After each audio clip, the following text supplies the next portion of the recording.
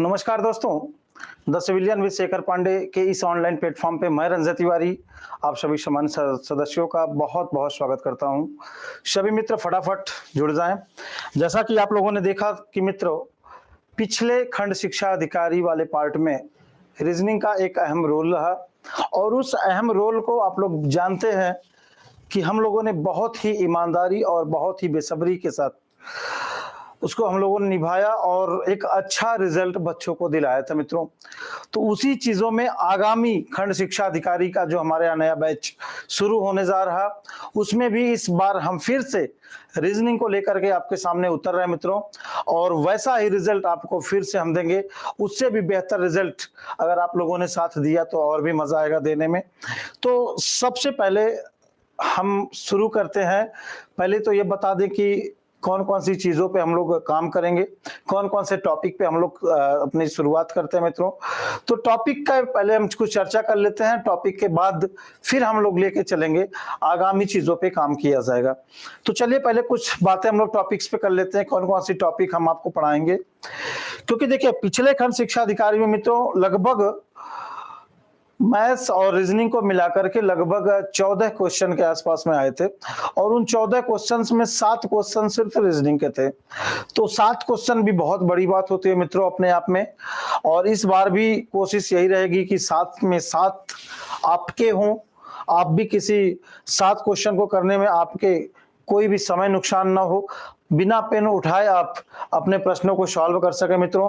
तो चलिए शुरुआत करते हैं। इनके पहले हम विषय पे चर्चा कर लें, फिर कौन कौन से टॉपिक से प्रश्न बनते हैं मित्रों हम लोग फिर उस पे काम करेंगे। तो फर्स्ट ऑफ ऑल हम लोग पहले विषय पे चर्चा कर लें कि क्या क्या चीजें हम आपको देंगे, ठीक है। फिर उसके बाद कौन कौन सी चीजें ज्यादा इंपॉर्टेंट है उस पर भी हम लोग काम कर लेंगे। फिर उसके बाद हम लोग आगामी क्रम में आगे बढ़ते हैं। तो चलिए मित्र शुरू करते हैं। आइए पहले तो हम विषय पे बात कर लें कि क्या क्या चीजें हम पढ़ाएंगे आपको। जैसे देखा जाए मित्र, वर्णमाला हो गया, ये भी बहुत ही आसान सा बहुत ही प्यारा टॉपिक होता है वर्णमाला। वर्णमाला हो गया। वर्णमाला के बाद फिर उसके बाद कोडिंग डिकोडिंग, ये तो रीजनिंग का सरदार जिसको कहते हैं वो होता है कोडिंग डिकोडिंग। कोडिंग डिकोडिंग होता क्या मित्र, ध्यान से समझिएगा कि कोई भी एग्जाम होता है, चाहे वो सिविल का दे दो, चाहे वो शिक्षक भर्ती का देख लें, चाहे वो पुलिस का देखा जाए, चाहे वो दरोगा का देखा जाए, चाहे एसएससी विभाग का देखा जाए, तो कोडिंग डिकोडिंग से 1 से 2 3 प्रश्न हमेशा बनते हैं मित्रों। आगामी टॉपिक पे आते हैं। आगामी टॉपिक क्या है मित्रों, आइए उसको देखा जाए। आगामी जो टॉपिक है वो है दिशा दूरी। आगामी टॉपिक जो है वो है दिशा दूरी। दिशा दूरी से भी हमेशा प्रश्न बनता है मित्र। दिशा दूरी के बाद फिर अगला टॉपिक हम लोग पढ़ेंगे जिसका नाम है रक्त संबंध, ब्लड रिलेशन, रक्त संबंध, ठीक है। रक्त संबंध से भी आप लोग देखे थे कि प्रश्न बना था, और हमेशा यहां से एक प्रश्न बनता है मित्रों ब्लड रिलेशन से। फिर उसके बाद ब्लड रिलेशन के बाद आगे हम लोग बढ़ते हैं। कुछ टॉपिक्स ऐसे होते हैं जो घड़ी से भी पूछा जा सकता है। फिर उसके बाद मित्र कैलेंडर से भी पूछा जा सकता है, ठीक है। क्लॉक और कैलेंडर से भी आपके प्रश्न बन सकते हैं। एक बहुत ही महत्वपूर्ण टॉपिक है जिसका नाम है श्रेणी या सीरीज। श्रेणी से भी आपके प्रश्न बनते हैं मित्रों। फिर उसके बाद कुछ टॉपिक्स ऐसे होते हैं जिसका नाम है, जैसे अगर हम बात कर ले मित्रों, सादृश्य परीक्षण। सादृश्य परीक्षण, सादृश्य परीक्षण, एनालॉजी। और फिर उसके बाद अगला पार्ट जो होता है वो होता है वर्गीकरण का, क्लासिफिकेशन का मित्रों। तो इतनी कुछ चीजें ऐसी हैं, अभी इसमें भी बचा मित्रों। आ जाओ आगे बढ़ते हैं। आगे पार्ट पे हम लोग चर्चा करते हैं। अगला जैसे देखा जाए पाशा, आप भी जानते हैं पाशा बहुत ही शानदार टॉपिक होता है मित्रों। फिर पाशा के बाद फिर हम लोग काम करेंगे घन या घनाभ, इसी पाशा से रिलेटेड होता मित्रों। घन या घनाभ पे भी हम लोग काम करेंगे। घन घनाभ के बाद फिर आपको लेके चलेंगे मित्र चित्रों का गिनना, फिगर काउंटिंग, ठीक है, फिगर काउंटिंग, चित्रों का गिनना, इस पे भी हम लोग चर्चा कर लेंगे। चित्रों का गिनना पूरा मिला के 10 से 12 टॉपिक्स हम आपको पढ़ाएंगे और इन 10-12 टॉपिक से मिलाकर के पूरे 7 से 8 प्रश्न बनते हैं मित्र। अब कहां से कौन सा क्वेश्चन बनता है ये चीजें देखी जाए।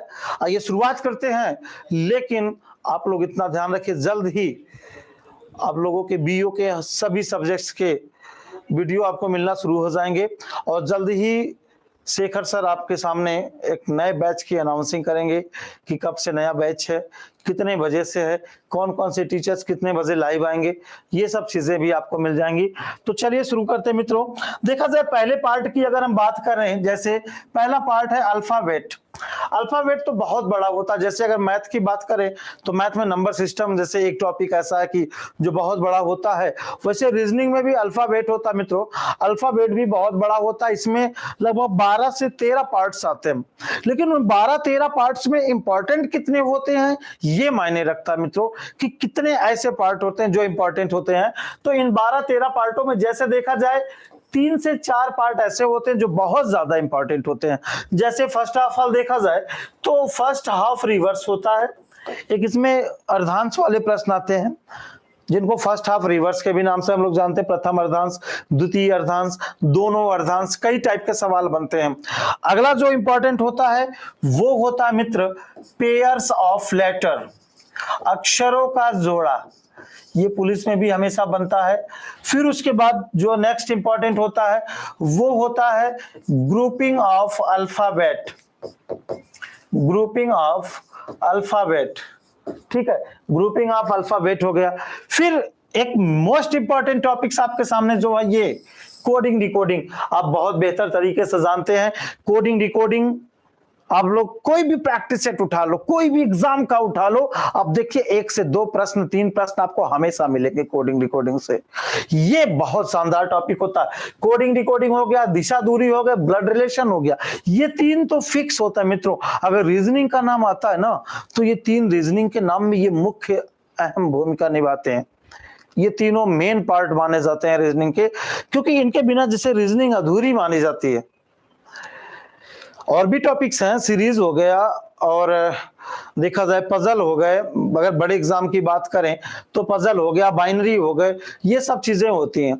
लेकिन बीओ के एग्जाम में इन तीनों पार्ट से प्रश्न बनते हैं। आपके सुपर टेट की अगर मैं बात कर लूं तो सुपर टेट में भी यहां से प्रश्न बनता है। सुपर टेट में 5 नंबर की रीजनिंग आती है मित्र, तो 5 नंबर में 3 नंबर तो ये फिक्स होता है। 2 नंबर के लिए खिलवाड़ वो कहीं से भी कर सकता है। उन 2 नंबर्स में सीरीज का भी 68,000 में आया था, 69,000 में ये एनालॉजी का प्रश्न दिया गया था, कुछ भी दे सकता है। ठीक है, सीटेट की बात कर ले तो सीटेट में आप देखते हैं या यूपी टेट में आप देखते हैं कि कैलेंडर से तो हर बार प्रश्न बनता है मित्रों। ठीक है, यूपी टेट में तो कैलेंडर से हर बार प्रश्न बनता है, तो दोनों कंडीशंस की अगर देखा जाए तो बात होती है। ठीक, तो कोडिंग डिकोडिंग हो गया। कोडिंग डिकोडिंग के 5 टाइप्स होते हैं मित्रों। उन 5 टाइप्स में फर्स्ट हाफ वाल लेटर टू लेटर, अलग से लिख देते हैं इसको। हम सिर्फ स्पेशली अगर बात कर लें कोडिंग डिकोडिंग की, तो कोडिंग डिकोडिंग में 5 टाइप होते हैं। ठीक है, उन 5 टाइप में फर्स्ट टाइप जो होता है वो होता है लेटर टू लेटर, किसी लेटर का कोड अगर लेटर में किया जाए, ठीक है, लेटर टू लेटर। और दूसरा होता है लेटर टू डिजिट, किसी लेटर का कोड अंक में किया जाए।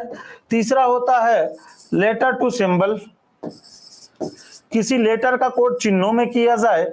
और चौथा होता है कॉमन कोडिंग डिकोडिंग। सब कुछ हम लेके चलेंगे आपके साथ में और मजा आएगा और काफी बेहतर तरीके से भी हम लोग इस पे काम करेंगे। चौथा होता है कॉमन कोडिंग डिकोडिंग और 5वां होता है वर्ड टू वर्ड। लेकिन आप कहेंगे गुरुदेव इन 5 क्या ज्यादा इंपॉर्टेंट है क्या? लेकिन मेरे मित्र 5 ज्यादा इंपॉर्टेंट नहीं है। इन 5 में इंपॉर्टेंट कौन है? ये लेटर टू लेटर, ये इंपॉर्टेंट है ज्यादा। यहां से प्रश्न बनता हमेशा फिक्स होता है। कोई भी एग्जाम दे दो, 1 से 1 प्रश्न 2 प्रश्न, कभी कभी एसएससी या पुलिस में 3 से 4 प्रश्न देते थे। तो कम से कम आप लोग इतना मान के चलना 1 से 2 प्रश्न यहां से आना फिक्स है इस टॉपिक से। कोई दिक्कत। अब आगे आते हैं, दिशा दूरी की बात कर ले मित्रों, जो मेन पार्ट है उस पे हम लोग अच्छे से परिचर्चा कर लेते हैं। दिशा दूरी, अब देखो दिशा दूरी में भी बच्चों के सामने बहुत बड़ी प्रॉब्लम ये आती है कि सर कहते हैं कि सर दाएं बाएं घूमने में प्रॉब्लम होती है, दाएं घूमा जाए कि बाएं घूमा जाए।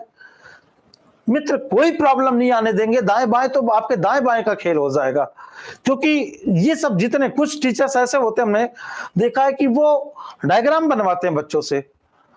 डायग्राम आपको तब बनाना पड़ेगा मेरे मित्र जब दूरी की बात आएगी, वरना पूरे दिशा दूरी में हम आपको डायग्राम नहीं बनाने देंगे और पूरी दिशा दूरी एक छोटे से ट्रिक में खत्म कर देंगे। बहुत आसान है। कितने टाइप के प्रश्न बनते हैं, आप कहेंगे गुरुदेव तो आप फेंक रहे हैं यार, छोटे से ट्रिक में कैसे खत्म कर देंगे। अरे कैसे खत्म होगा, आओ हम बताते हैं ना मेरे भाई, कितने टाइप के प्रश्न बनते। फर्स्ट ऑफ ऑल ये तो देख लो, पहले तो इसके बारे में जान जाना, तो कहेंगे गुरुदेव कुछ छोड़ के भाग रहे हैं। जैसे पहला टाइप होता है एंगल वाले प्रश्न होते हैं, कोण वाले प्रश्न होते हैं मित्रों। अब कोण वाला प्रश्न, जैसे कोई बच्चा है पश्चिम दिशा में मुख करके खड़ा है, फिर 90 डिग्री बाएं घूमता है, फिर 180 दाहिने घूमता है, उसका मुख की दिशा बताओ। तो ये तो भाई एंगल वाले प्रश्न हो गए। अब बात आती है जो मोस्ट इंपॉर्टेंट क्वेश्चन होते हैं, वो है दिशा और दूरी को मिला करके प्रश्न बात करते हैं मित्रों। दिशा दूरी में भी दो टाइप के प्रश्न बनता है। एक होता है जब हमें प्रारंभिक दिशा दे दिया जाए और प्रारंभिक दिशा दे करके हमसे अंतिम दिशा पूछी जाए, ठीक है, हमसे प्रारंभिक दिशा दे दिया जाए और प्रारंभिक दिशा दे करके अंतिम दिशा पूछी जाए। और दूसरा होता है जब अंतिम दिशा दे करके हमसे प्रारंभिक दिशा पूछी जाए, ठीक है, व्यक्ति किस दिशा से चलना प्रारंभ किया, व्यक्ति किस दिशा में चलना प्रारंभ किया। और फिर उसके बाद आपको अगला देंगे हम, अगला हम लोग क्या पढ़ेंगे मित्रों, परछाई वाले प्रश्न, जो मेन पार्ट है पहले उस पर हम लोग चर्चा कर लें। परछाई वाले बात पे अगर बात आती है मित्रों, तो परछाई वाला भी प्रश्न आप देखे होंगे कि जैसे दो व्यक्ति हैं ए और बी, एक दूसरे के आमने सामने फेस करके खड़े हैं और एक ही परछाई बी के दाहिने बन रही, तो बी का मुख किस दिशा में होगा। बच्चा यहाँ पे भी कंफ्यूज होता है, यार ए को इधर लाए, बी को इधर लाए, सूर्योदय का समय है कि सूर्यास्त का समय है। तो ये सब भी मैटर आपका खत्म करेंगे। और फिर उसके बाद एट लास्ट में हम लोग काम करेंगे सापेक्षिक दिशा पे आधारित प्रश्न, सापेक्षिक दिशा वाले सवाल, ए बी के सापेक्ष कौन सी दिशा में है या सी डी के सापेक्ष किस दिशा में है, हम लोग इसमें भी काम करेंगे मित्रों। तो ये दो पार्ट हमने अभी चर्चा किया, एक कोडिंग डिकोडिंग और दूसरा दिशा दूरी। तो भाई एक भी चीज आपको छोड़ने नहीं देंगे, और क्योंकि भाई भरोसा नहीं है कब कौन सा क्वेश्चन पूछ लिया जाए मेरे बंधु, कोई भरोसा नहीं है। रीजनिंग है, आए दिनों हम देख रहे हैं कि लेवल बढ़ाते चला जा रहा। एग्जाम कौन सा है, छोटे लेवल का है, टीचर्स का एग्जाम है या बैंक का एग्जाम है, उससे कोई मतलब नहीं है। पुलिस का एग्जाम में कोई मतलब नहीं है। एग्जामिनर को तो बस इससे मतलब है कि कैसा प्रश्न दे दे कि बच्चा उसी में उलझा रहे। एग्जामिनर बस ये सोचता है मित्र। तो हमें एग्जामिनर के दिमाग को रीड करके चलना पड़ेगा कि वो अब आगामी एग्जाम में किस टाइप के क्वेश्चन बना सकता है। पिछले खंड शिक्षा अधिकारी में कैसा क्वेश्चन दिया गया उसको हम लोग देखें और उससे बढ़ करके आगामी एग्जाम को हम लोग प्राप्त करें मित्रों। आगामी एग्जाम के क्वेश्चन को देखा जाए, चाहे रीजनिंग की बात नहीं है, हर एक सब्जेक्ट की बात कर लेते हैं, मैथ की भी बात, चाहे जीएस की बात हो जाए, सब में आप लोग का रोल यही रहेगा कि आगामी पिछले बैक पेपर को देखा और उसी बैक पेपर से बढ़ करके आगे हम लोग तैयारी मेंटेन करके रखते हैं मित्रों। अब एक टॉपिक आपका मोस्ट इंपॉर्टेंट और बचा हुआ है जिसकी बात हम लोग करते हैं, और आप लोगों की मनपसंद टॉपिक ये होती है जिसका नाम है ब्लड रिलेशन, रक्त संबंध। ये होता क्या है ब्लड रिलेशन? बहुत ही अच्छा पार्ट होता मित्रों। ब्लड रिलेशन क्या होता है कि यहाँ पे कुछ बच्चे होते हैं ना, अपने ऊपर लेके लगाते हैं सवालों के, आपके मामा पे गए, मामा की बहन मम्मी पे गए, वो इस तरीके से सोचते हैं। बट ऐसा कुछ नहीं करना मेरे बंधु मेरे सखा, आपको हम डायग्राम बनवाएंगे। क्योंकि पिछली बार एस्टेट का एग्जाम देखा आप लोगों ने, एस्टेट के एग्जाम में पूरी तरीके से पजल टाइप का बना के दिया था। पजल टाइप का मतलब होता है ए बी का बेटा है, सी डी की माँ है, बी ए की पुत्री है। तो इसमें आप अपने आप को ए बनाओगे कि बी बनाओगे, क्या बनाएंगे आप लोग?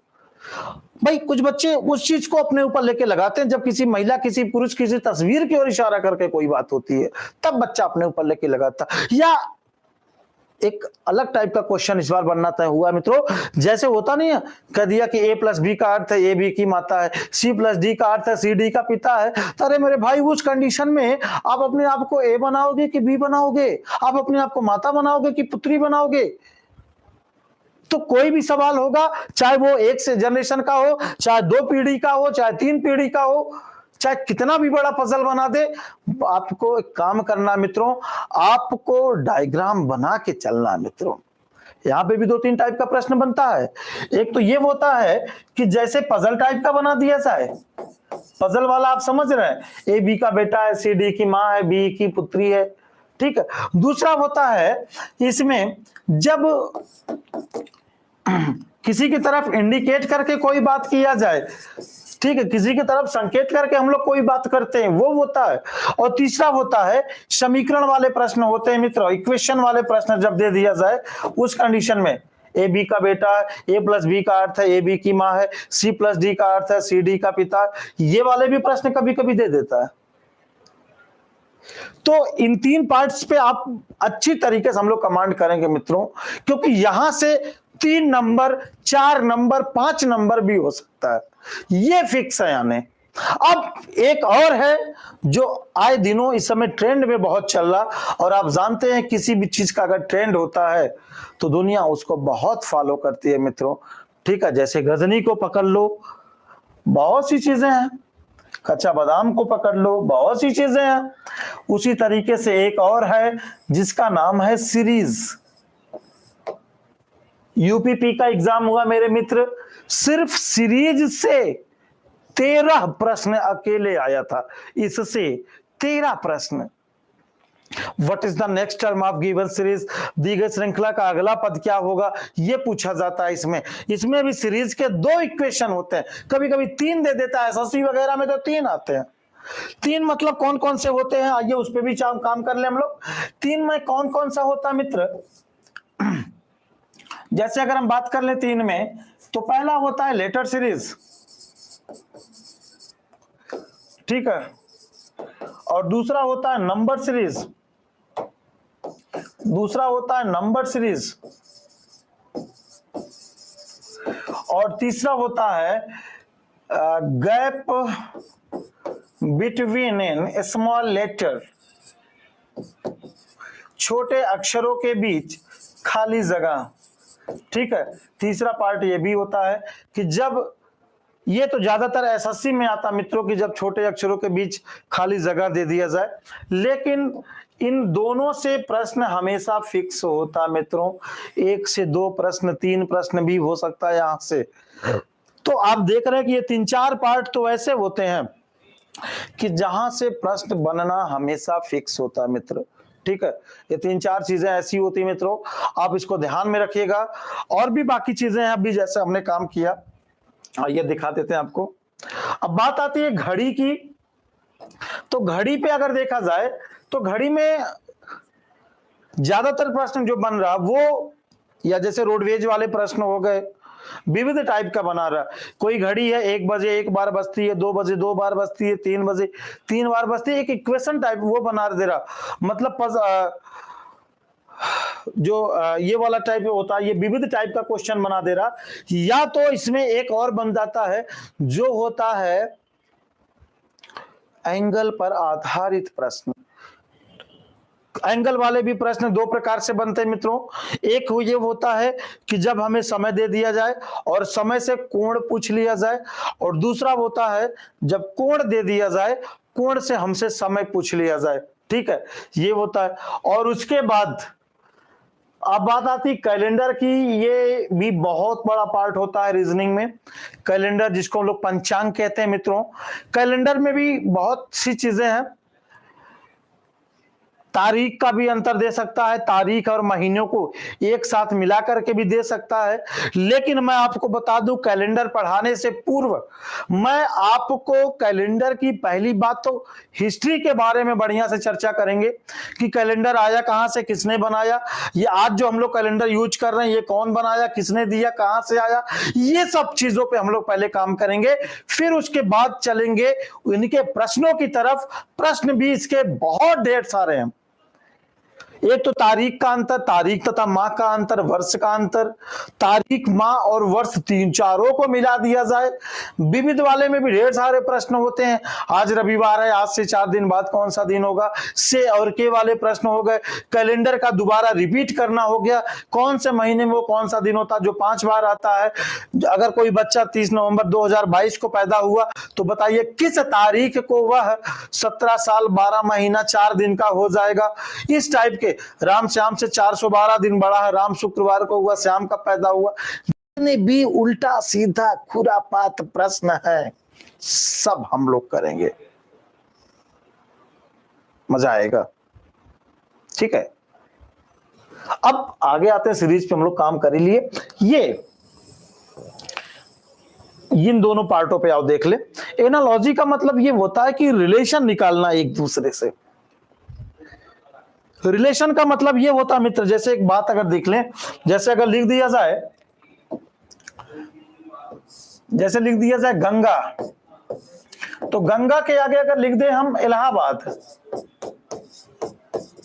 ठीक है, गंगा हो गया, गंगा के आगे हमने लिख दिया इलाहाबाद। फिर यहां पे आपको लिख देगा गोमती।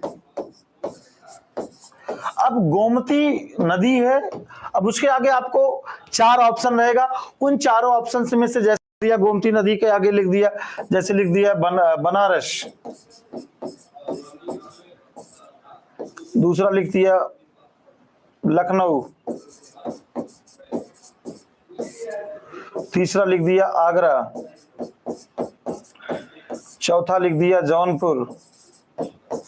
अब इनमें आपको बताना है कि गोमती नदी के किनारे कौन सा शहर बसा है, क्योंकि जो रिलेशन गंगा का इलाहाबाद से है ना, वही रिलेशन गोमती का आगे आपको निकालना, फाइंड आउट करना है, ये ध्यान देना है।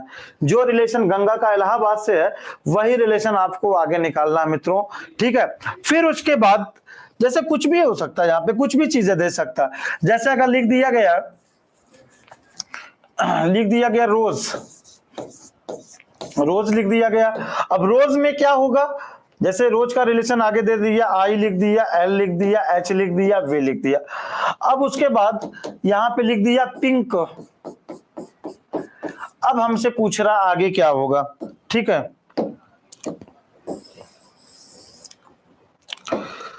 तो रोज का जो रिलेशन इसके साथ में है, पिंक का वही रिलेशन आगे हमें निकालना पड़ेगा। किस आधार पे कोड किया जाता है ये चीजें हमें पकड़नी पड़ती हैं, और ये सब चीजें हम आपको बेहतर तरीके से कोडिंग डिकोडिंग के अंतराल पे लेके पढ़ाएंगे मित्रों। ये नंबर बेस्ड भी हो सकता है, जैसे यहाँ पे लिख दिया गया 62, फिर आगे लिख दिया गया 26, फिर आगे लिख दिया गया 35, फिर आगे क्या होगा। तो इनका रिलेशन जो इससे होगा वही हमसे आगे निकालना पड़ेगा। कुछ भी हो सकता है मित्रों, कुछ भी हो सकता है। फिर उसके बाद हम लोग आइए आपको दिखाते हैं, अगले चीजों पे चलते हैं। अगला चीज क्या है, वर्गीकरण। वर्गीकरण भी आप समझिएगा बहुत ही मजेदार चीज है वर्गीकरण। वर्गीकरण में क्या होता है कि इसमें बैंक वगैरह में तो 5 ऑप्शन आते हैं, बैंक वगैरह में 5 देता है, आप लोगों में 4 ऑप्शन आएंगे खंड शिक्षा अधिकारी में। 4 ऑप्शंस में क्या होता है कि ये एक ऑप्शन भिन्न होता है। अब कौन सा ऑप्शन भिन्न होता है वो हमें पकड़ना पड़ता है। जैसे अगर लिख दिया जाए लहसुन, लहसुन लिख दिया गया, फिर उसके बाद लिख दिया प्याज, फिर उसके बाद लिख दिया टमाटर, फिर उसके बाद लिख दिया अदरक, फिर उसके बाद लिख दिया गाजर। ये 5 ऑप्शन है।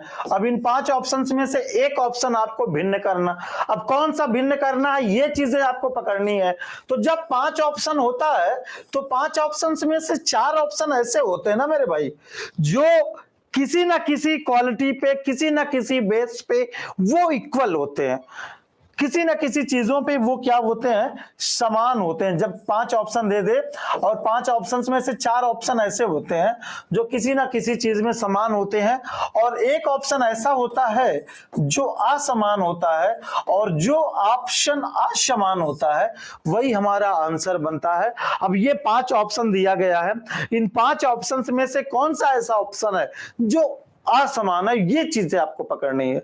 तो ऐसे सवालों को लगाने के लिए हम क्या करते हैं कि हमारा जो ध्यान होता है, हमारा जो दिमाग होता है, वो हम बच्चा कंफ्यूज रहता कि यार ये वाला करें कि वो वाला करें कि वो, अरे वो खुद कंफ्यूज है, किसको पकड़े।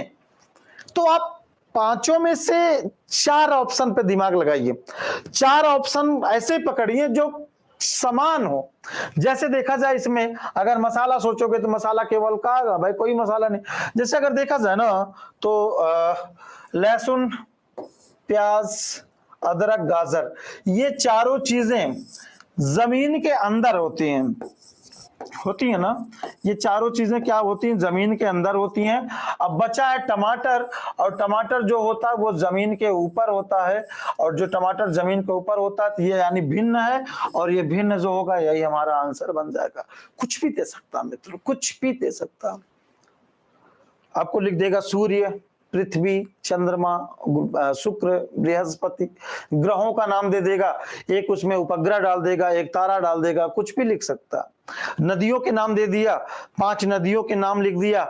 उन 5 नदियों में 4 नदी ऐसे होते हैं जो सिर्फ किसी ना किसी शहर के किनारे बसे होते हैं। देश का भी नाम दे सकता, उस देश में एक उपमहाद्वीप का नाम लिख देगा, कुछ भी लिख सकता। ये पकड़ना आपका काम होता है कि किस चीजों कैसे हम लोग काम करके इस पे देखा जाए।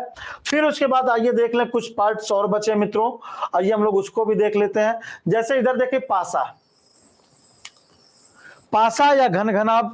पासा और घनघनाभ में क्या होगा कि पासा के अंतर्गत हम लोग 3-4 टाइप के प्रश्न बनते हैं, इसको भी लेके चलेंगे। जब किसी पासे का एक सतह समान दिया जाए, ठीक है, जब किसी पासे का एक सतह समान दिया जाए, जब किसी पासे का 2 सतह समान दिया जाए, या जब किसी पासे का कोई सतह समान ना हो, ये 3 पार्ट तो पासे का बनता है। फिर इसके बाद हम लोग आते हैं, कुछ विविध वाले भी पासे में प्रश्न बनते हैं, लॉजिकल वाले भी बनते हैं। 5 पासा रहेगा, बेलनाकार पासा दे देता है, ठीक है, वो होता है। और इसी में एक टाइप और बनता है मित्रों, जिसका नाम है प्रसारित पासा या ओपन डाइस, खुला पासा जिसको हम लोग कहते हैं।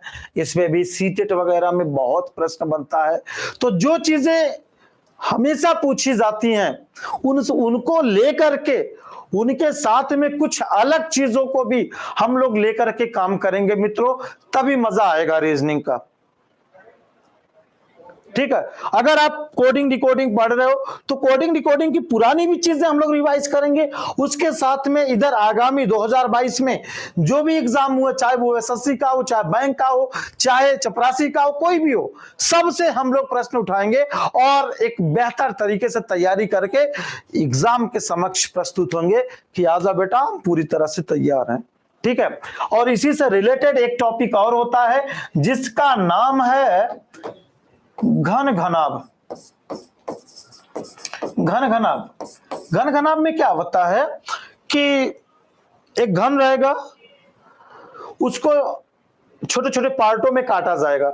जब किसी घन को कई हिस्सों में काट दिया जाए तो वहां से आपको एक सतह समान, 2 सतह समान, कोई सतह समान नहीं, और 3 सतह रंगीन, 2 सतह रंगीन, 1 सतह रंगीन, या कुल छोटे छोटे कितने घन प्राप्त होंगे, या आपको एक सिर्फ इक्वेशन दे दिया गया कि एक पासा है, उस पासे में लाल का विपरीत हरा रंग है, काला और नीला के विपरीत गुलाबी रंग है, यदि एक सतह पर सफेद रंग है तो सफेद का विपरीत बताओ क्या, वो खुद से भरना पड़ेगा।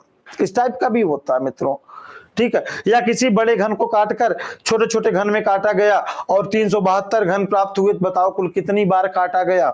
ये सब जितने भी होंगे ये सब हम लोग घन घनाभ के अंतर्गत में चर्चा करेंगे मित्रों। अब आपका एक पार्ट और बचा है जिसका नाम है फिगर काउंटिंग, चित्रों का गिनना। फिगर काउंटिंग मित्रों, चित्रों का गिनना, ठीक है। तो आइए इस पे भी देख लेते हैं। फिगर काउंटिंग में क्या क्या हम लोग काम करेंगे, हर एक एक चीजों पे हम लोग अच्छी तरीके से कमांड बना के चलेंगे मित्रों। फिगर काउंटिंग में क्या क्या चीजें देंगे हम आपको, आइए इस पे भी चर्चा कर लिया जाए। फिगर काउंटिंग देखिए बहुत इंटरेस्टिंग पार्ट होता है रीजनिंग का। त्रिभुजों की संख्या निकालना सबसे बड़ी बात, बच्चों अक्सर देखा जाता है कि पूछ लिया जाता है एग्जाम में और बच्चे बैठ के काउंट करते हैं। ठीक है, इसमें हम आपको क्या क्या पढ़ाएंगे, वर्ग पढ़ाएंगे मित्र। वर्ग में भी दो टाइप के प्रश्न बनते हैं, एक होता है कि जब वर्ग के अंदर वर्ग दे दिया जाए, ठीक है, और दूसरा होता है आयत के अंदर जब छोटे छोटे भागों में वर्ग दे दिया जाए। तो एक होता है वर्ग के अंदर वर्ग निकालना और दूसरा होता है आयत के अंदर वर्ग निकालना। फिर उसके बाद आपको सेकंड पोजीशन पे आपको हम लोग पढ़ाएंगे चतुर्भुज। चतुर्भुज ये सीटेट में इस बार भी आया था कि 4 ऊर्ध्वाधर और 3 क्षैतिज रेखाएं अगर एक दूसरे को बराबर दूरी पर काटती हैं तो कुल कितने चतुर्भुज प्राप्त होंगे। चतुर्भुज के बाद फिर हम आपको लेके चलेंगे आयत पढ़ाएंगे। आयत पे हम लोग काम करेंगे मित्र। आयत देने के बाद फिर आपको हम लोग काम किया जाएगा त्रिभुज पे, जो मोस्ट इंपॉर्टेंट है त्रिभुज, और ज्यादातर त्रिभुज पूछा जाता है। और त्रिभुज में भी दो टाइप के प्रश्न हम देंगे। पहला टाइप क्या होगा कि जब त्रिभुज के अंदर त्रिभुज दे दिया जाए, और दूसरा टाइप होता है मित्रों जब वर्ग के अंदर त्रिभुज दे दिया जाए। दोनों कंडीशन पे हम लोग काम करेंगे। त्रिभुज के अंदर त्रिभुज निकालने को कह दे या तो किसी चतुर्भुज के अंदर त्रिभुज निकालने को कह दे, हम लोग इस पे भी काम किया जाएगा। तो ये चीजें आपकी आज हम सिर्फ और सिर्फ सब्जेक्ट पे हम लोगों ने काम किया, कौन कौन सी चीजें हमें पढ़ानी है और कौन कौन सी चीजें हमें पढ़नी है मित्रों, और एक अच्छा नंबर प्राप्त करना। और बहुत ही इंटरेस्टिंग पार्ट होती है रीजनिंग अगर देखा जाए, ठीक है। तो आगामी एग्जाम की मैं आपको बता दूं कि जो बीओ का एग्जाम आने वाला है उसके लिए रीजनिंग हम आपको लेके उतरेंगे और मजा आएगा मित्रों। पूरे 15 से 20 टॉपिक पे हम लोग काम करेंगे और बढ़िया तरीके से काम करेंगे। बैक पेपर को देखते हुए लेके चला जाएगा और आगामी पेपर में कौन कौन सी उम्मीदें बन सकती है, कौन कौन से टॉपिक से प्रश्न उठ सकते हैं, किस टाइप का प्रश्न बना सकता है, इन सब चीजों पे भी हम लोग काम करेंगे। और मन लगा के इस तरीके से पढ़ा जाएगा मित्र कि प्रश्न सामने आए तो उसके बाद मुझे कलम ना उठाने पड़े, ऑप्शन चेक करना कि ऑप्शन कहां गया यार, ये सही होगा। ठीक है, इस तरीके से हमें काम करना है मित्रों। तो आज के लिए हम इतना ही रखते हैं, आपसे फिर रूबरू होंगे, फिर मुलाकात होगा। बहुत बहुत धन्यवाद। जय हिंद, जय भारत। डियर स्टूडेंट, मैं प्रदीप मिश्रा मैथमेटिक्स बीईओ के लिए चर्चा करूंगा आपसे। अगर आपने देखा हो कुछ ही पेपर हुए हैं, ज़्यादा तो हुए नहीं हैं, लेकिन उनके जो मैथमेटिक्स थोड़े से क्वेश्चंस हैं, ज़्यादा नहीं आए, मतलब मैथ और रीजनिंग मिला के 20 के नीचे ही है। तो उसमें कुछ रीजनिंग के क्वेश्चंस हैं और कुछ मैथ के क्वेश्चन। मैथ का जो सिलेबस आपने अगर देखा होगा तो उस सिलेबस एकदम कॉम्पैक्ट फॉर्म में लिख रखा है, बस अर्थमेटिक, अलजेब्रा एंड ज्योमेट्री, बस। अब अर्थमेटिक क्या है, नंबर सिस्टम से शुरू करके और लगभग मेंसुरेशन तक पढ़ते हुए चले जाइए, वो सब के सब अर्थमेटिक के अंतर्गत आ जाएगा, जिसमें आपका मैथमेटिक्स में नंबर सिस्टम है। नंबर सिस्टम के बाद आपका डेसिमल, फ्रैक्शंस, एवरेज, एज, और आपका जो है परसेंटेज, प्रॉफिट लॉस, डिस्काउंट, और वर्क एंड टाइम, और आपका टाइम एंड डिस्टेंस, और आपका जो है रेशियो, प्रोपोर्शनल, पार्टनरशिप, है ना। इस तरह के क्वेश्चन जो बनते हैं वो अर्थमेटिक के अंतर्गत आते हैं। अलजेब्रा में जाते हैं तो अलजेब्रा में आपको इक्वेशंस मिलते हैं, लीनियर इक्वेशंस मिलेंगे, linear equation with one variable, linear equation with two variable, यानी कि एक चर का रैखिक समीकरण और दो चर का रैखिक समीकरण मिलेगा, क्वाड्रेटिक इक्वेशंस मिलेंगे, उसके एलसीएम एचसीएफ मिलेंगे, ये सब अलजेब्रा के अंतर्गत आएगा। और जब आप ज्योमेट्री में जाएंगे तो रेखा और रेखा से संबंधित जो बने हुए डिजाइन होते हैं, जैसे रेखा से त्रिभुज बनाएंगे, चतुर्भुज बनाएंगे, वृत्त बनाएंगे, त्रिभुज, और इन सब के एरिया और उसका जो पेरीमीटर होता है उससे रिलेटेड सवाल बनेंगे, उसके कुछ थ्योरम्स पर चर्चा होगी। तो कुल मिला करके देखा जाए तो कुछ बहुत ज़्यादा सिलेबस तो नहीं है और बहुत ज़्यादा क्वेश्चन नहीं है, लेकिन इम्पॉर्टेंट मैं इसलिए कहूँगा कि एक एक क्वेश्चन किसी भी परीक्षा के लिए बहुत महत्वपूर्ण होते हैं। तो हम एक तरफ से अगर शुरू करें तो जैसे कि उन्होंने लिखा है कि अंकगणित एक बड़ा पोर्शन इन्होंने लिखा है, फिर लिखा है बीजगणित और फिर लिखा है रेखागणित। ये जो है गणित का सिलेबस दिया गया है, 3 चैप्टर दिए गए। अब इन 3 चैप्टर्स में अगर हम जाते हैं तो हम पाते हैं कि अंकगणित के अंदर में तमाम छोटे छोटे कई सारे सब टॉपिक्स हैं। ऐसे ही बीजगणित के अंदर तमाम छोटे छोटे कई सब टॉपिक हैं और रेखागणित के अंदर तमाम छोटे छोटे कई सब टॉपिक्स। तो सवाल जो बनने हैं वो सवाल बहुत बड़े भी नहीं बनने, एसएससी लेवल नहीं बनना है। एसएससी ग्रेजुएट लेवल का क्वेश्चन अगर आप देखें तो वो कुछ बड़े लेवल का सवाल बनते हैं, लेकिन इसके सवाल बड़े नहीं होंगे बट बेसिक नेचर के होंगे। अगर उनकी बेसिक प्रॉपर्टी आपको पता होगी तब जाके वो सवाल हल हो जाएंगे, और हो सकता है बिना कुछ किए भी हल हो जाए, ऐसा भी संभव है। लेकिन बेसिक प्रॉपर्टी जब हम समझेंगे तभी ऐसा कर सकते हैं। जैसे अब चूंकि हम नंबर सिस्टम शुरू कर रहे हैं, अंकगणित शुरू कर रहे हैं, तो इसमें आपका पहला टॉपिक हो जाएगा नंबर सिस्टम। अब नंबर सिस्टम क्या है, जरा सोचो आप, नंबर सिस्टम क्या है। अगर हम नंबर सिस्टम पर चर्चा देखेंगे तो नंबर सिस्टम से ही अंकगणित की शुरुआत मानी जाती है। जब हम कहते हैं अंकगणित, तो जब अंकगणित है तो अंकों का अध्ययन पहले समझ में आएगा, फिर नंबर सिस्टम हो जाएगा। और जब नंबर्स के सारे सिस्टम समझ में आ जाएंगे, सारे तरह के नंबर पता चल जाएंगे, तो उनका व्यवहार करना आपस में पॉसिबल हो जाएगा। यानी पूर्ण संख्या क्या है, पूर्णांक क्या है, और जो है इंटीजर्स आपके जो है सम संख्या क्या है, विषम संख्या क्या है, परिमेय संख्या क्या है, अपरिमेय संख्या क्या है, इनका आपस इनकी अपनी प्रॉपर्टी क्या होती है, इनकी विशेषताएं क्या क्या होती हैं, कैसे ये सवाल में आकर के, क्योंकि जो सवाल बनेंगे टर्म से रिलेटेड बनेंगे, टर्म से, और टर्म जब आपके क्लियर होंगे तो उससे क्या होगा कि जब क्वेश्चन आएंगे तो आप जल्दी से समझ पाएंगे कि सवाल क्या है। तो अंकगणित देखिए, पूरा सिलेबस आपका ये है। पूरे सिलेबस के अंदर से अंकगणित शुरू होता है और अंकगणित का पहला लेसन शुरू होता है आपका नंबर सिस्टम से। तो एक चर्चा हम आपके नंबर सिस्टम पर करते हैं।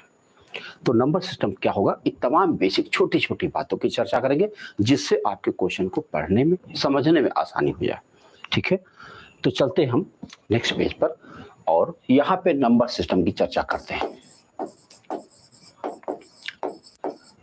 नंबर सिस्टम, अब नंबर सिस्टम की चर्चा करते हैं तो सबसे पहले मन में ये आएगा कि आखिर हमको नंबर्स के बारे में क्यों पढ़ना है, या और विषय की बात अगर हम करें, हालांकि बहुत बड़ा सिलेबस तो आपका नहीं है, लेकिन आपको समझ तो बनानी ही पड़ेगी। समझ बनाएंगे तभी छोटा क्वेश्चन बन जाएगा, आसानी से हल हो जाएगा, बिना कुछ ज्यादा किए हो जाएगा। सोचो, मन में पहली बार जब सब मनुष्य सब जंगलों में हुआ करते थे तो पहले उनके मन में क्यों आया होगा कि हमें गणित पढ़ना चाहिए, है ना। बहुत सोचने वाली बात है ये कि किसी के मन में क्यों आएगा कि हमें मैथ पढ़ना चाहिए। अगर आप इतिहास पढ़ेंगे तो आपको पता चलेगा कि उसमें मनुष्य पहले पशुपालक बना था, कृषक नहीं बना था, पहले पशुपालक बना था। तो जब पशु उन्होंने पालना शुरू किया तो पशुओं को गिनने की समस्या आई थी, काउंटिंग। अब काउंटिंग किसी को आती नहीं थी, तो काउंटिंग के लिए अलग अलग तरह से प्रयास किया गया। जैसे पत्थरों का प्रयोग किया गया कि एक जानवर इधर करो, एक पत्थर इधर करो, एक जानवर इधर करो, एक पत्थर इधर करो। लेकिन ये बड़ा उबाऊ काम था, थकाऊ काम था, है, इंसान थक जाता था। सोचने लगा कि यार ये तो बड़ा मुश्किल काम है ऐसा करना। तो फिर उसने क्या किया, सिंबल्स बनाए, सिंबल यानी कुछ प्रतीक चिन्ह बनाए कि एक जानवर अगर है तो उसको किस सिंबल से प्रकट किया जाए, और अगर 2 जानवर है तो किस सिंबल से, 3 है तो कैसे, 4 है तो कैसे, अलग अलग तरह के सिंबल इन्होंने बना लिए। जो पहले प्रकार का सिंबल बनकर तैयार हुआ, वो जो संख्या क्रिएट हुई ना, वो संख्या हमारी है प्राकृतिक संख्या, नेचुरल नंबर। क्यों नेचुरल, आओ देखो।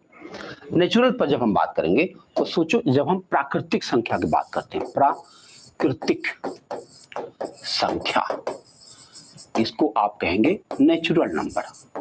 अब नेचुरल इसलिए नेचुरल है क्योंकि ये नेचुरल नंबर बनाने वाले लोग कहीं यूनिवर्सिटी से पढ़ के नहीं आए थे, ना, बस सिंबल बना लिए कि हम अपनी वस्तुओं को कैसे गिन सकते हैं। तो वो गिनती शुरू होती है 1 से, इनफाइनाइट, एक से लेकर के और अनंत तक जाने वाली जो संख्या है, इन सबको नेचुरल नंबर कहा गया। नेचुरल नंबर, काउंटिंग नंबर भी इसे कहते हैं। जब भी आज भी हमें वस्तुओं को गिनना होता है, हमारे क्लास में कितने स्टूडेंट हैं, 1 2 3 4 ऐसे हम लोग गिन लेते हैं। कितने पेड़ हैं हम गिन लेते हैं, हमारे कितने परिवार में कितने सदस्य हैं ऐसे गिन लेते हैं। तो आज भी जब हमें गिनने की जरूरत पड़ती है काउंटिंग नंबर्स, तो हम 1 से शुरू करते हैं और अनंत तक जाते हैं। तो ये हमारी हुई नेचुरल नंबर। अब एक प्रॉब्लम आ गई। देखो प्रॉब्लम क्यों आ गई, जैसे नेचुरल नंबर हमको पता चल गया तो ऐसे लगा कि जैसे सब कुछ क्लियर हो गया। अब हमें क्या जरूरत है, हमारा जीवन बड़ा सरल था, पशु पालना था, उससे जो भी हमको दूध अंडा घी मांस जो मिलना था मिल गया, है ना। तो अब तो जीवन बड़ा सरल था, बड़ा आसानी सब कुछ चल रहा था। फिर अचानक और भी जरूरत पड़ने लगी। कैसे, लोग किसानी करने लगे, खेती करने लगे। खेती करने में क्या होता था, बार्टर सिस्टम डेवलप हुआ। रीजन, बार्टर सिस्टम का रीजन ये हुआ कि एक जगह पे एक ही टाइप की फसल हो सकती थी, क्योंकि इरिगेशन सिस्टम हमारा डेवलप नहीं हुआ था। हम लोग प्राकृतिक वर्षा पर निर्भर थे, मानसून वर्षा पर। तो एक जगह अगर मान लो धान की फसल अच्छी हो गई, तो किसी और जगह पे गेहूं की फसल अच्छी हुई, किसी और जगह अरहर की फसल अच्छी हो गई। तो किसी जगह गेहूं बहुत अच्छा हो गया, किसी जगह अरहर बहुत अच्छा हो गया। अब वो अकेले गेहूं नहीं खा पा रहा, वो दूसरा वाला अकेले अरहर नहीं खा पा रहा। अब अगर एक जगह कहीं ये मिल जाते तो हम थोड़ा गेहूं दे करके उसके बदले अरहर ले लेते, तो हम भी रोटी दाल खाते, वो भी रोटी दाल खाता, है ना। तो फिर क्या हुआ, क्योंकि अब पशु पाल ही लिए थे, तो अब बैलगाड़ी बनना था, बैलगाड़ी भी बन गया। बैलगाड़ी से अपने अनाज को लाद करके दूसरी जगहों पे लेकर जाना था, दूसरी जगहों पर लेकर जाना था। तो अब जंगली रास्ता है, कोई बहुत अच्छी से सड़क हाईवे तो बनी नहीं थी। तो कौन सा गांव नजदीक होगा जिससे हम जल्दी से अपना सब कुछ चेंज करें, इसके लिए हमें डिस्टेंस काउंट करना था। अब डिस्टेंस काउंट करने में एक प्रॉब्लम आ गई। देखो विद्यार्थी, जैसे मान लो ये नंबर है, कोई लाइन है, तो यहाँ पे हमने लिखा 1 2 3 4। अब ये 1 पर खड़ा है। अब ये सोच रहा है यार अभी तो मैं बिल्कुल चला भी नहीं हूं, एक कोस कैसे हो गया, है कि नहीं। अभी तो मैं खड़ा हूं यहाँ पर, एक कोस कैसे हो गया, कंफ्यूज हो गया इंसान। और जब एक कोस चलता था तो 2 दिख जाता था। कोस मैं बोल रहा हूं क्योंकि अभी हमें यूनिट नहीं पता कि उस दौर में क्या यूनिट चल रहा था, लेकिन किलोमीटर तो नहीं था, सेंटीमीटर मिलीमीटर नहीं था, जरूर कोस रहा होगा या कुछ और रहा होगा। तो जहां खड़ा है वो कैसे एक कोस हो गया। बहुत दिनों तक इंसान परेशान था इसमें, बहुत दिनों तक। आर्यभट्ट पैदा हुए, आर्यभट्ट पैदा हुए, उन्होंने इस प्रॉब्लम को समझा और समझ करके उन्होंने क्या किया, इस लाइन को उन्होंने थोड़ा सा बढ़ा दिया और बढ़ा करके कहा बेटा जहां तुम खड़े हो ना वो 0 है, 0 है। अब तुम 0 पर खड़े हो, अब जाओ 1 कोस हो जाएगा, और जाओ 2 कोस हो जाएगा, और जाओ 3 कोस हो जाएगा। यानी डिस्टेंस काउंट करने के लिए हमें 0 की आवश्यकता पड़ी। और जब 0 हमारी संख्या में शामिल हुआ तो उसका नाम तो अब नेचुरल ना रह जाएगा, क्योंकि नेचुरल माने जो होता अपने मन से जो हो जाए वो नेचुरल होता है। लेकिन आपने जानबूझ करके उसमें 0 शामिल किया है, अब तो नेचुरल नहीं रहेगा, उसका नाम बदलना चाहिए। और बदला भी। क्या नाम पड़ गया, देखो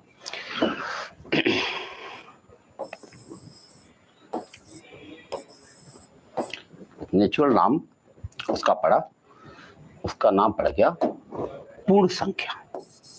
क्या नाम पड़ गया, पूर्ण संख्या। पूर्ण संख्या जो था इसको अंग्रेजी में होल नंबर कहा जाता। होल नंबर, ये होल नंबर क्या था कि ये 0 से स्टार्ट होता था, 0 1 2 3 4 डॉट डॉट डॉट इनफाइनाइट। अब अगर आप देखें तो एक क्वेश्चन तुरंत यहीं से बन जाता है। 4 ऑप्शन दे दिए जाए और ये पूछा जाए निम्नलिखित में से कौन सी संख्या है जो पूर्ण संख्या है लेकिन प्राकृतिक नहीं है, तो हम कह देंगे 0। 0 पूर्ण संख्या है लेकिन प्राकृतिक नहीं है। मैंने स्टार्टिंग हुआ 0 से। ऐसे लगा जैसे अब सब कुछ हमारे पास है, अब तो हमें वस्तुओं को गिनना भी आ गया और हमें डिस्टेंस काउंट करना भी आ गया। अब हमें क्या जरूरत है ना, ऐसे लगा थोड़ी देर में सब खत्म है, अब कोई जरूरत ही नहीं है। लेकिन फिर प्रॉब्लम आई। देखो प्रॉब्लम थी कि आनी ही थी। बताऊं आज भी अगर प्रॉब्लम ना आए तो आदमी विकास नहीं कर पाएगा, है ना। जो नए नए टेक्नोलॉजी नए नए गैजेट्स आ रहे हैं वो सब इसी वजह से आ रहे हैं कि हम हमारी जो इच्छाएं हैं ना, हम और जल्दी कुछ कर देना चाहते हैं और इसलिए एक नई चीज बन के तैयार हो जा रही है। बड़ा अच्छा लगता है सब सोच करके, कितना बेहतरीन सब हो रहा। फिर क्या हुआ, प्रॉब्लम देखो कहाँ क्रिएट हो रही है कि जैसे हमारी फसल है, अब हमारे घर में अनाज खत्म, और फसल तो खेत में लगी, अभी मार्केट भी नहीं है और कोई मनी भी नहीं है। अगर हम खाना नहीं खाएंगे तो जिंदा नहीं रहेंगे, और 1 महीने बाद हमारी फसल तैयार हो जाएगी। क्या करें? प्रॉब्लम क्रिएट हो गई। अब हमको जिंदा भी रहना है और हमारे घर में अनाज नहीं है, तो क्या करें? किसी से उधार ले लीजिए, उधार मांग लीजिए। गांव में गांव बन गया, अब तो फसलों की सुरक्षा के लिए झोपड़ियां बनाई गई, और झोपड़ियां बनाई, धीरे धीरे गांव बना। तो अब हम जिसके पास ज्यादा अनाज रखा होगा उससे थोड़ा सा अनाज मांग ले, 1 यूनिट उधार मांग ले। अब 1 यूनिट हमने उधार मांग लिया, और मैं कहीं बैठा हूं, किसी ने पूछा आपके पास कितना है, कितना अनाज है, मैं क्या बताऊंगा? 1 यूनिट? नो, वो तो है ही नहीं, मेरा है नहीं, वो तो उधार है। तो उधार का 1 यूनिट कैसे हम व्यक्त करें गणित में? ये प्रॉब्लम है। अभी तक जितनी बातें थी इसमें कुछ भी उधार नहीं है, एकदम सीधे सीधे 1 है, 2 है, 3 है। उधार का मतलब अब नेगेटिव नंबर आना जरूरी था, है ना? हमने 5 यूनिट उधार लिया तो -5 हमारे पास है। अब ये -5 व्यक्त करने के लिए अब हमको संख्या में कहीं सेट करना था कि आखिर -5 को कहां रखा जाए। तो एक बहुत बड़ी संख्या रेखा की कल्पना की गई। क्या?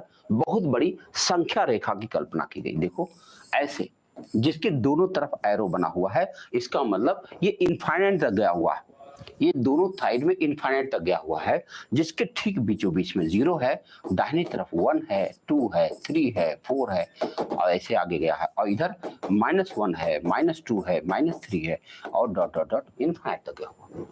अब ये जो संख्या क्रिएट हुई, इसमें सब कुछ था। इसमें यहां से लेकर यहां तक देखा जाए, यहां से लेकर यहां तक अगर देखा जाए तो ये आपका नेचुरल नंबर हो गया। अगर यहां से लेकर यहां तक देखा जाए तो ये पूरा का पूरा आपका पूर्ण संख्या हो गया। और टोटल जोड़ दिया जाए, सबको मिला के एक साथ कर दिया जाए, तब उसका नाम क्या पड़ जाना चाहिए? पूर्णांक। क्या पड़ जाना चाहिए? पूर्णांक। अब एक नई संख्या बन के तैयार हुई जिसका नाम पड़ा पूर्णांक। पूर्णांक को कहते हैं इंटीजर। इंटीजर। अब इंटीजर जो था वो 0 से नहीं स्टार्ट हुआ, वो -इनफाइनाइट से शुरू हुआ और पूरा माइनस क्रॉस करते हुए 0 तक आया, और 0 से लेके प्लस में जाता गया और पूरा इनफाइनाइट तक पहुंच गया। तो अगर हम एक ऐसी संख्या की कल्पना करें, अगर इसको हम हटाएं तो ऐसे कह सकते हैं, तो देखो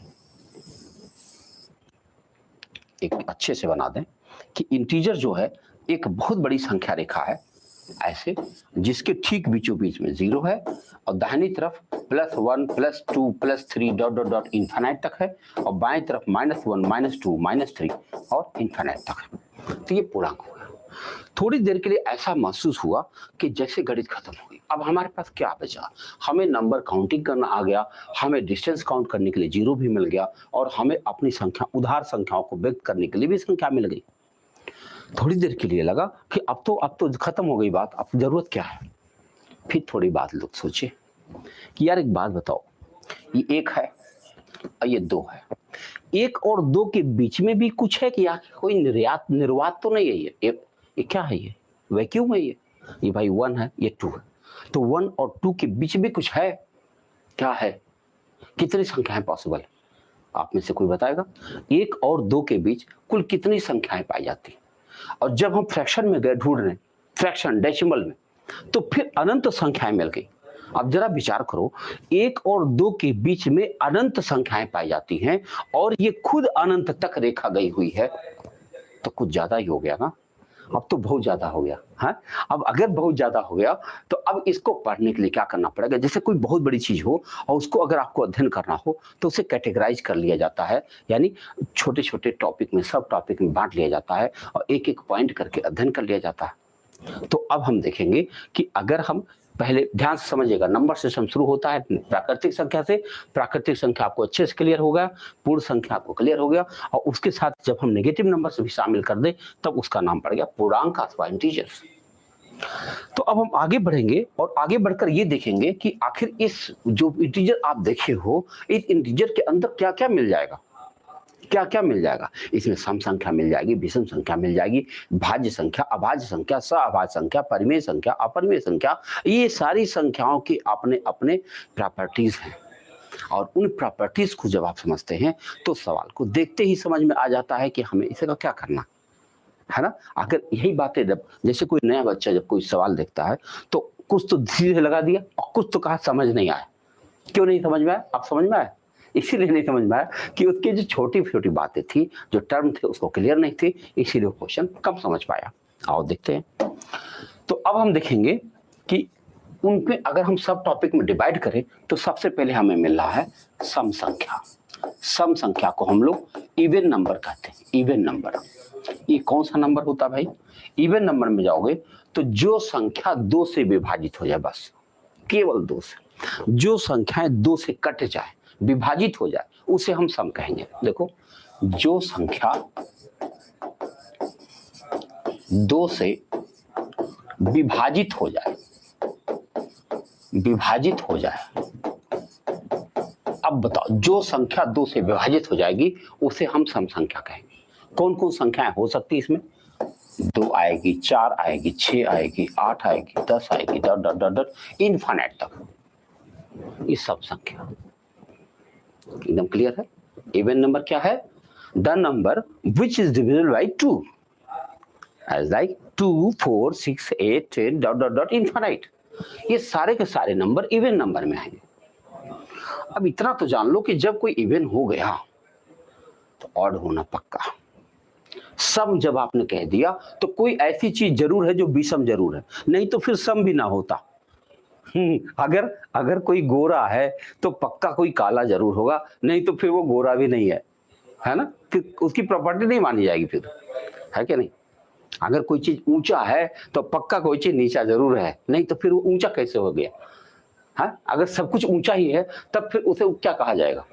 नहीं कुछ कहा जाएगा, कुछ कोई जगह जरूर नीचा होगा, है ना? ये बहुत काम की चीज बता रहा हूं आपको। दरअसल मैथमेटिक्स जो होता है एक लॉजिकल सब्जेक्ट है, इसमें तर्क होता है, बस तर्क। जितना बढ़िया आप तर्क और कल्पनाशीलता आपकी बेहतर होगी, उतना बेहतरीन आप सवालों को, चीजों को समझ पाएंगे। तो अब देखिए, हम जब से जैसे सम समझ गए तो तुरंत हमको विषम समझने की जरूरत पड़ गई कि भाई विषम भी कोई चीज होता होगा। इसको अंग्रेजी में ऑड नंबर कहते हैं। अब ऑड नंबर क्या है? ऑड नंबर जब आप देखेंगे तो जो इसकी डेफिनेशन है उसको उल्टा कर दो। क्या है? जो संख्या 2 से विभाजित हो जाए, तो क्या कहेंगे यहां पर? जो संख्या 2 से ना विभाजित हो। जो संख्या 2 से ना विभाजित हो।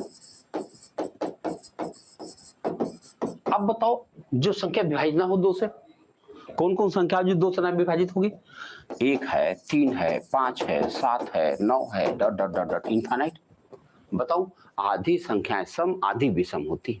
अगर हम 1 से लेकर 10 तक ट्रायल करके दिखाएं आपको, 1 से लेकर 10 तक की गिनती में, तो हमारे हाथ को देखें, 2, 4, 6, 8, 10, 5 संख्याएं हो गई हमारी सम, और 1, 3, 5, 7, 9, 5 संख्याएं हो गई विषम। तो 1 से लेकर 10 तक में आधी सम, आधी विषम। ऐसे 1 से लेकर 100 तक में 50 सम, 50 विषम। 1 से लेकर 1000 तक में 500 सम, 500 विषम। क्लियर?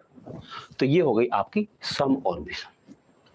अब सम विषम के बाद अगर हम आगे बढ़े, यानी पूरी पूरी संख्याओं को आप 2 मोटी मोटी कैटेगरी में बांट ले गए, सम और विषम में। अब फिर एक बात आती है, एक कैटेगराइजेशन और संभव था, उसका नाम है भाज्य। जरा नाम सुनिए, नाम है भाज्य। अंग्रेजी में इसको कहते हैं composite. Composite number. What is composite? Composite का भाज्य शब्द से क्या लगता है? ऐसे लगता है जो विभाजित हो जाए उसे भाज्य कहते हैं। मेरे भाई, 1 से और स्वयं से सभी संख्याएं विभाजित हो जाती है। 1 से और स्वयं से। बताओ, 1 तिया में 3, 3 एक्के में 3, 1 सत्ते में 7, 7 एक्के में 7, कट तो रहा। तो क्या सभी संख्याएं कट जाती? अगर सभी संख्याएं भाज्य हो जाएंगी तो अभाज्य कहां जाएगा? इतना बड़ा ग्रुप है अभाज्य का। तो फिर इसके डेफिनेशन में कोई बदलाव जरूरी है। बदलाव ये है कि इसकी डेफिनेशन होगी कि ऐसी संख्या जो एक और स्वयं के अतिरिक्त अन्य संख्याओं से भी विभाजित हो जाए। देखो, एक और स्वयं के अतिरिक्त अन्य से भी विभाजित हो, अन्य से भी विभाजित हो, ऐसी संख्या है जो एक और स्वयं के अलावा अन्य से भी विभाजित हो जाती है, तब हम उसे सम संख्या कहेंगे, भाज्य संख्या कहेंगे। अब कौन सी, इसको इंग्लिश में डेफिनेशन इसका और शानदार है। The number which have more than 2 factors, because one and itself तो सबके होते हैं, 2 फैक्टर तो सबके होते हैं। The number which have more than 2 factors, तो 2 फैक्टर से ज्यादा जिसके होंगे वो हो जाएंगे भाज्य। अब क्या आप बता सकते हैं कि सबसे छोटी भाज्य कौन है? बोलो, सबसे छोटी भाज्य 1 9, 2 9, 3 9, 4 है। सबसे छोटी भाज्य संख्या 4 है। क्यों 4 है? 1 नहीं है, 2 नहीं है, 3 नहीं है, क्यों नहीं है? सोचो, 1 क्यों नहीं है? क्योंकि ये तो सिर्फ 1 से ही कट रहा। 2 नहीं है क्योंकि 2 सिर्फ 1 और स्वयं से कट रहा। 3 नहीं है क्योंकि 3 जो है 1 और स्वयं से कट रहा है।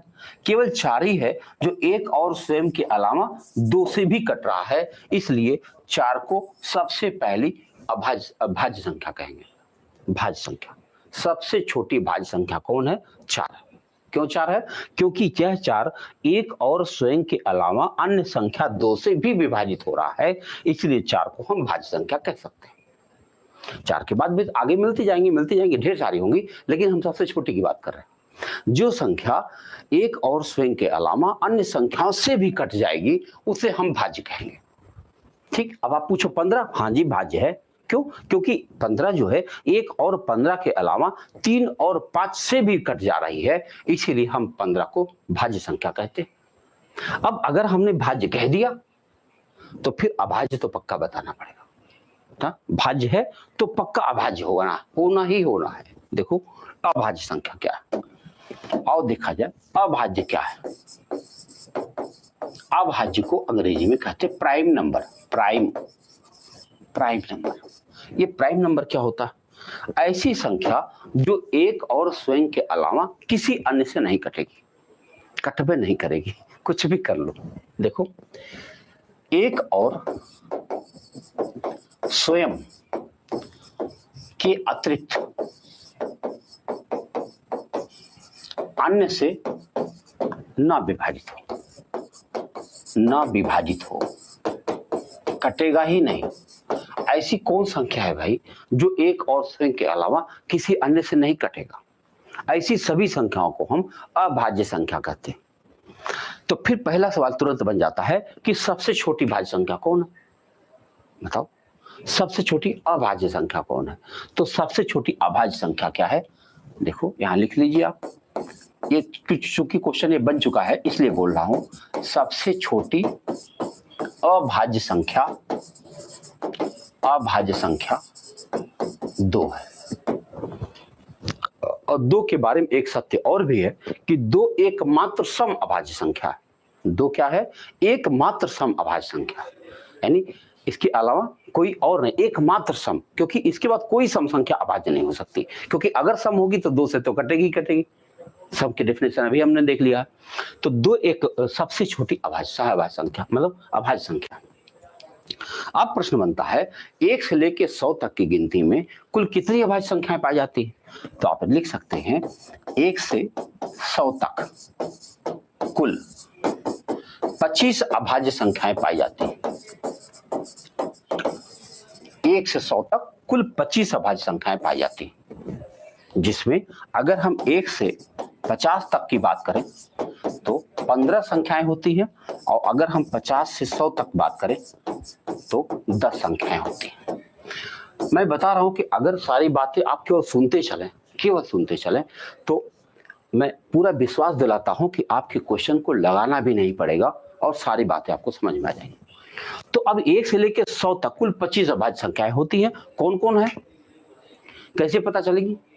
इसके लिए एक प्रयोग कर लेते हैं और एक प्रयोग करते हैं, और इससे ये पता चल जाए कि आखिर 1 से 100 तक 25 अभाज्य संख्याएं होती हैं, तो कौन कौन 25 हम कह सकते हैं, किनको। इसके लिए बस 1 मिनट आपको समय दीजिए, तो हम 1 से 100 तक की गिनती लिख देते हैं और उसमें हम लोग छांट के देखते हैं कैसे छांटा जाता है, ये भी जान जाए। जॉन नेपियर महोदय ने एक प्रयोग किया था, मैथमेटिशियन थे, कि हम छलनी विधि का इस्तेमाल करके कैसे जान पाएंगे तमाम सारी गिनतियों में कि अभाज्य संख्याएं कौन है। यह पता करने के लिए उन्होंने एक छलनी विधि का इस्तेमाल किया। वो छलनी विधि क्या है, आओ देखते हैं। मैं 1 से 100 तक गिनती लिख रहा हूं।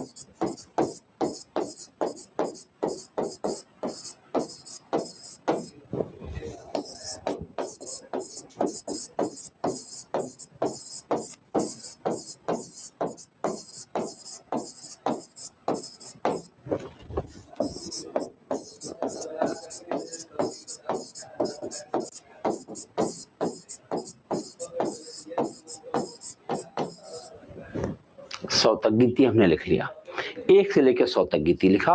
अब हम आपको दिखाएंगे कि इसमें हम अभाज्य संख्याएं कैसे ढूंढ निकालते हैं। मतलब अभाज्य प्राइम नंबर्स कैसे मिलेंगे।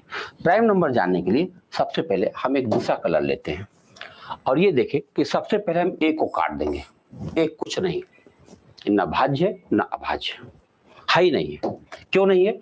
एक अभाज्य अभाज्य क्यों नहीं हो पा रहा है? इसलिए कि एक सिर्फ एक से ही कट रहा है। जो अंग्रेजी की इसकी डिफिनेशन है, इंग्लिश भाषा की, तो भाज्य की डिफिनेशन है कि the number which have only 2 factors is called composite number, और the number which have more than 2 factor is called a composite number, और which the number which have only 2 factor is called prime number. तो 2 factors के नीचे कोई जा ही नहीं रहा और एक के पास सिर्फ एक ही फैक्टर, इसलिए एक को हटा दी। सबसे पहली अभाज्य संख्या है 2। अब 2 अगर अभाज्य है तो 2 से कटने वाली कोई भी संख्या अभाज्य हो ही नहीं सकती। तो 2 से जितनी संख्याएं कट रही इन सबको हटा दिए जाए। इस पूरे में हम हटा रहे हैं 2 से कटने वाली सभी संख्याओं को हम हटा दे रहे हैं। देखिए ये सारी संख्याएं 2 से कटने वाली हैं, इनको हमने हटा दिया। देखो आराम से हट जा रही है। 2 से कटने वाली सारी संख्याओं को हमने यहां से डिलीट कर दिया। अब अगली अभाज्य संख्या 3 है। अगर 3 अभाज्य है तो 3 से कटने वाली कोई संख्या अभाज्य हो ही नहीं सकती। तो 3 से कटने वाली जितनी संख्याएं इस समय दिख रही सबको हटाई जाए, तो हम हटा रहे हैं। 3 के बाद 6, 9, 12, 15, 18, 21, 24, 27, 30, 33, 36, 39, 42, 45, 48, 51, 54, 57, 60, 63, 66, 69, 72, 75, 78, 81, 84, 87, 90, 93, 96, 99। ये सारी गिनतियां जो 3 से कट सकती थी मैंने हटा दिया। अगली अभाज्य संख्या है 5। अब 5 एक अभाज्य संख्या है तो 5 से कटने वाली कोई संख्या अभाज्य हो ही नहीं सकती। तो 5 से कटने वाली सारी संख्याओं को हटा दिया जाए। तो ये सारी संख्याएं 5 से कट रही है, मैंने इनको हटा दिया और ये ऑलरेडी कटी हुई है। 5 से कटने वाली संख्या थी, हटा दिया गया। अब आखिरी चेकिंग बची है केवल 7 की, ये रही 7 की चेकिंग बची है बस। 7 की चेकिंग कर लो, जहां तक आपने गिनती लिख रखा है उसके वर्गमूल के बराबर जांच करनी पड़ती है। तो हमने 100 तक गिनती लिखी है और 100 का वर्गमूल 10 होता है, तो 10 तक की संख्याओं को हम चेकिंग कर रहे हैं। अब क्या होगा कि 7 से कटने वाली सारी संख्या मैं हटा रहा हूं, तो 7, 14, 21, 28, 35, 42, 49, 56, 63, 70, 77, 84, 91, 98। 7 से कटने वाली संख्याएं भी हमने हटा दिया। अब जो संख्याएं बची हुई हैं इन्हें कोई नहीं काट सकता, और नहीं काट सकता इसीलिए ये सब कुछ अभाज्य कहलाएंगी। देखो हम सर्कल बना रहे हैं, जो संख्याएं बच गई हैं उन सबको हम सर्कल बना करके रोक रहे हैं कि अब उन्हें कोई नहीं काट सकता, इसलिए उन्हें अभाज्य कहा जाएगा। ये सारी की सारी अभाज्य संख्याएं अभी हम लोग गिन के भी देख लेंगे। हमने सर्कल बना दिया, आओ गिना जाए। 1, 2, 3, 4, 5, 6, 7, 8, 9, 10, 11, 12, 13, 14, 15, 16, 17, 18, 19, 20, 21, 22, 23, 24, 25। ये वही 25 संख्याएं हैं जिनकी चर्चा हम पिछले पेज में कर चुके हैं। हमने कहा था 1 से लेके 50 तक। देखो अगर हम एक लाइन ऐसे खींच दें तो 1 से 50 ऊपर वाली लाइन में आप देखोगे तो 15 संख्याएं होंगी, नीचे वाली लाइन में देखो तो 10 संख्याएं होंगी। देखो 1, 2, 3, 4, 5, 6, 7, 8, 9, 10, 11, 12, 13, 14, 15। 15 संख्याएं इधर हैं और 10 संख्याएं इधर हैं। ये यही है एक, यानी कि पूरी 1 से लेकर 100 तक की गिनती में कुल 25 संख्याएं अभाज्य कही जाती। तो मुझे उम्मीद है कि अभाज्य संख्याओं को आप समझ गए होंगे। अभाज्य संख्याओं के बाद में एक बात आती ट्विन प्राइम। ट्विन प्राइम क्या होता है? ट्विन प्राइम का मतलब होता है कि जुड़वा अभाज्य। क्या होता है?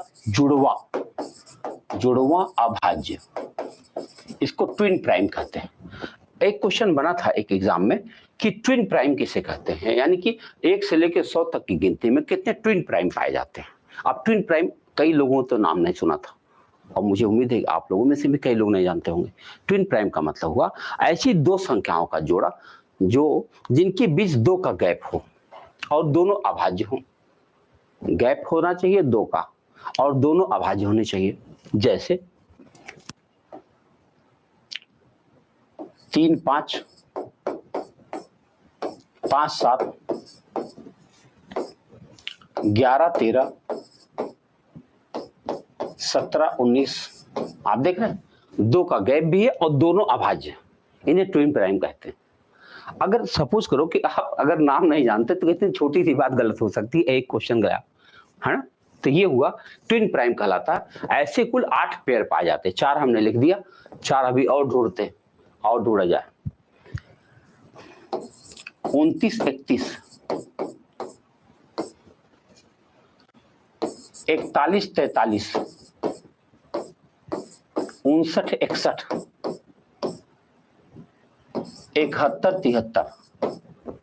देखो 4 पेयर ऊपर दिख रहे हैं, 4 पेयर नीचे दिख रहे हैं। टोटल 8 पेयर ऐसे होते हैं जिनके बीच 2 का गैप पाया जाता है। और इसके अलावा तमाम सारी संख्याएं हैं, उनके अंदर वह गैप बराबर नहीं पाया जाता ना। कभी पता चला कि A2 13 है तो 13 के बाद 17 मिलेगा, 4 का गैप हो गया, तब उसे ट्विन प्राइम नहीं कहा जाएगा। तो यहां तक आपने देख लिया कि भाज्य देख लिया, अभाज्य देख लिया, और अभाज्य के अंदर आपने देख लिया ट्विन प्राइम क्या होता है। अब एक संख्या बनती है सह अभाज्य क्या होता है। बोर तो नहीं हो रहे आप? सह अभाज्य, सह अभाज्य को क्या, हम इन टर्म पे चर्चा इसलिए कर रहे हैं कि इन्हीं टर्म पर ही सवाल बनेंगे। टर्म आपको सारे समझने चाहिए। टर्म सह अभाज्य को कहेंगे, अंग्रेजी में कहते हैं को प्राइम। को प्राइम क्या होता है? ऐसी संख्याओं का समूह जिनका महत्तम 1 होता है, उन सबको कहा जाता सह अभाज्य संख्याएं। देखो, ऐसी संख्याओं का समूह, ऐसी संख्याओं का समूह जिनका महत्तम 1 होता है। महत्तम 1 होता है का मतलब हुआ वो आपस में कटने वाली संख्याएं नहीं होती। दोनों अलग अलग भाज्य हो सकती हैं लेकिन आपस में नहीं कट रही हैं, उन्हें सह अभाज्य कहते हैं। जैसे हम एग्जांपल देते हैं, मान लो 5 7, तो आप कहोगे भैया 5 7 तो अलग अलग से अपने आप ही ये भी अभाज्य ये भी अभाज्य, तो काहे कटेगी? चलो एक भाज्य ले रहा हूं, हमने लिया 7 और 16। देखो आपस में नहीं कट रही है, कोई संख्या नहीं जो 7 और 16 काट दे। आप कहेंगे भैया 7 तो अभाज्य कैसे काटेगी? बिल्कुल सही बात। और दूसरा देखते हैं, हमने लिया 64 125। 64 अपने आप में खूब बढ़िया कटने वाली गिनती है, 125 अपने आप में खूब बढ़िया कटने वाली गिनती, लेकिन कोई ऐसी गिनती नहीं जो इसको भी काट दे इसको भी काट दे, कोई कॉमन फैक्टर नहीं, इसलिए इन दोनों को सह अभाज्य कहा जाता है। अब एक सवाल बनता है कि सह अभाज्य जानने से हमको क्या फायदा मिल जाएगा? फायदा है, देखो सह अभाज्य संख्याएं जो होती हैं उनका लघुत्तम नहीं निकालना पड़ता, उनका गुणनफल ही उनका लघुत्तम होता है। लघुत्तम की आवश्यकता पड़ेगी ही पड़ेगी। जब भी कभी आपको कोई फ्रैक्शन ऐड करना होगा, सब्ट्रैक्ट करना होगा, तो आपको उनका लघुत्तम निकालना पड़ता है। याद करो बचपन में हमें सिखाया गया था कि 1/2 और प्लस 1/3 अगर हमें करना है तो 2 और 3 चूंकि दोनों के हर अलग अलग हैं तो इन्हें जोड़ने के लिए इनका हर बराबर होना चाहिए, और बराबर नहीं है तो उनका लघुत्तम निकालना पड़ता है। अब लघुत्तम निकालने के लिए एक प्रक्रिया है, आप जानते होंगे लघुत्तम प्रोसेस के तहत निकलता है। लेकिन 2 और 3 क्योंकि को प्राइम नंबर है, 2 और 3 के बीच कोई कॉमन फैक्टर नहीं है, इसलिए इनका लघुत्तम बिना किसी प्रोसेस में गए लघुत्तम 6 लिख सकता हूं। 2 × 3 यानी सह अभाज्य संख्याओं का गुणनफल ही उनका लघुत्तम होता है। जैसे कोई आपसे पूछे 13 और 9 का लघुत्तम बताओ, तो कोई प्रक्रिया में ना जाओ। 13 और 9 क्योंकि को प्राइम नंबर्स हैं, कोई नंबर से को प्राइम नहीं है, लेकिन 13 और 9 जो है प्राइम नंबर्स हैं आपस में, यानी देखो को प्राइम है, सहअभाज्य। तो जब सहअभाज्य संख्या है तो इनके बीच कोई कॉमन फैक्टर तो है नहीं, तो कॉमन फैक्टर नहीं है तो इनको 13 9 117 कर दोगे, उनका लघुत्तम बन जाएगा। ठीक है, तो ये हमने सहअभाज्य संख्याएं देखा। एक परिचय है एक एक तरह की संख्याओं का। जब सहअभाज्य संख्या आपके पास जाती है तब आता है आपका चैप्टर का हीरो। अभी इस चैप्टर यानी नंबर सिस्टम चैप्टर का एक हीरो है, उसका नाम है रेशनल नंबर। सबसे ज्यादा अगर आप सिविल सेवा का एग्जाम देते होंगे तो आप अगर पिछले 3-4 साल का पेपर उठाकर देख लें तो उसमें आपको कम से कम 2 क्वेश्चन मिल जाएगा। 4 साल का पेपर देखो 2 क्वेश्चन मिल जाएगा। निम्नलिखित में से कौन सी परिमेय संख्या है और निम्नलिखित में से कौन सी परिमेय संख्या नहीं है। सवाल बने हुए हैं ढेर सारे। तो चैप्टर टॉपिक आ रहा है परिमेय संख्या। परिमेय क्या होता है? परिमेय संख्या, इसको अंग्रेजी में कहते हैं रेशनल नंबर। रेशनल नंबर ये क्या होता है? रेशनल नंबर क्या है? परिमेय संख्या। क्यों इतना महत्व दिया जा रहा है? क्योंकि इस पर एक सवाल सिविल सेवा में जरूर बन जाता है। तो चूंकि बीईओ भी अब इसी ग्रुप में आता है, तो सवाल बनने के पूरे चांस। तो आपको बताऊं, इसका डेफिनेशन पहले जान लीजिए। सबको डेफिनेशन आपको पता है। ऐसी संख्या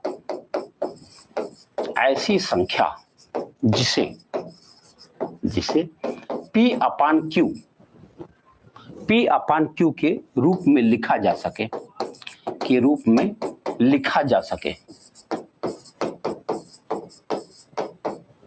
ऐसी संख्या जिसे P अपान Q के रूप में लिखा जा सके। और एक शर्त भी है यहाँ पर, जहां Q is not equal to 0। Q मतलब डिनोमिनेटर यानी हर, उसका हर शून्य नहीं होना चाहिए। क्यों नहीं होना चाहिए? अच्छा, ऐसे बताऊं आपको, अगर कुछ ना कहा जाए तो ध्यान भी ना जाएगा, लेकिन जब आपने स्ट्रिक्टली प्रतिबंधित कर दिया कि नहीं, आपको Q जो है शून्य नहीं होना चाहिए, तब सवाल उठता क्यों नहीं होना चाहिए। हो जाएगा तो क्या बिगड़ जाएगा? तो अभी दिखाता हूं क्या बिगड़ जाएगा। मान लो कोई संख्या है 5, अब बटा हम 0 कर दें, इसका आंसर क्या आएगा? हमने कई बार क्लास में पूछा है, तो इसके तो लोग 3-4 उत्तर देते हैं। अच्छा देखो क्या कहते हैं। कुछ लोग कहते हैं इसका उत्तर 0 होगा, कुछ लोग कहते हैं इसका उत्तर इनफाइनाइट होगा।